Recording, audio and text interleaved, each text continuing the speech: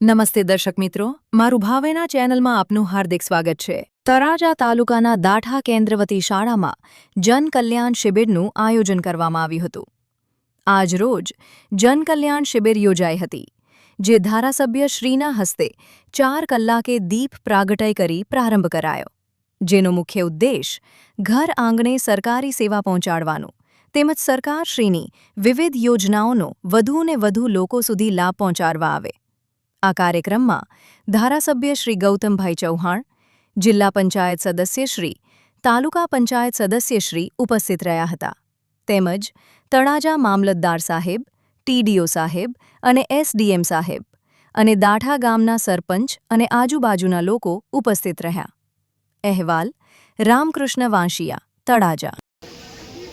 ગીત રજૂ કરવા માટે હું કન્યા શાળાની ગામના આગેવાનો, વડીલો, ભાઈઓ બહેનો, બાળકો, આજના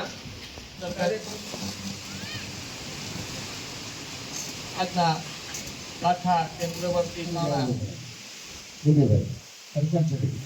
સરપંચની માહિતી માટે ખૂબ જવાબદારી હોય છે। તમારે વીસી છે, હવે સરકારે ઓનલાઈન શરૂ કરી દીધું છે, પણ એ પણ કાળજીપૂર્વક જો કામ કરે તો હું માનું છું ત્યાં સુધી તળાજા આપણે આમાં જે ધક્કા ખાવા પડે એ ધક્કા ન ખાવા પડે। તેમ છતાં પણ સરકાર ખૂબ જાગૃત છે। ત્યાંથી પણ સરકાર જ નક્કી કરતી હોય કે ભાઈ આપણે ગામડે ગામડે જાઓ, એને જાગૃત કરો, આ યોજનાના લાભ લે।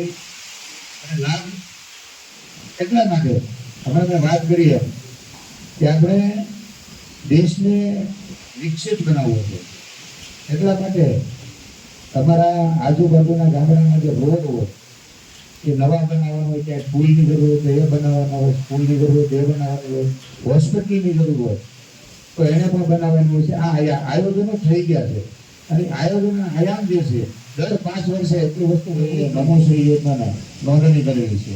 એટલે આ જે કામ છે એ આ સીટમાં કરવા માટેની આ શિબિર છે। આપણને ઘણી બધું એવું લાગતું હોય કે ભાઈ સરકારમાંથી આવા બધા કાર્યક્રમો આવે છે તો એનો આશય અને એ ખૂબ સારો હોય છે, પણ એનો જે લાભ લેવો નહીં એ બહુ ઓછા લોકો લાભ લે। સીધી રીતે કંઈક લાગે ઓળખતું હોય કે આપણે સંબંધ હોય ને આપણે કહીએ કે આવો કાર્યક્રમ છે તમે આવજો, આગ્રહ કરી જ્યારે આવતા હોય છે અને જ્યારે આપણે જરૂર પડે ત્યારે આપણે ખૂબ ફોન કરીને કે ત્યારે મને ખબર છે ઘણી વખત આયુષ્માન કાર્ડ દર્દીને આપણે દાખલ કરી દઈએ ત્યારે આયુષ્માન કાર્ડ આપણે એટલું કરવા જતા હોય અને ત્યારે ક્યાંક ને ક્યાંક સ્પેલિંગમાં ભૂલ હોય, કંઈક વિસંગતતા હોય તો કાર્ડ થતું નથી અને પછી આપણે દોડાદોડી કરતા હોઈએ છીએ કે આ કાર્ડ તો એવું મોટું છે, દર્દી દાખલ થઈ ગયું છે પણ અમારું કાર્ડ એપ્રુવ થતું નથી। પણ આ શિબિરો એટલા માટે જ કરવામાં આવે છે કે આપણે અગાઉ જ બધું આયોજન કરી રાખીએ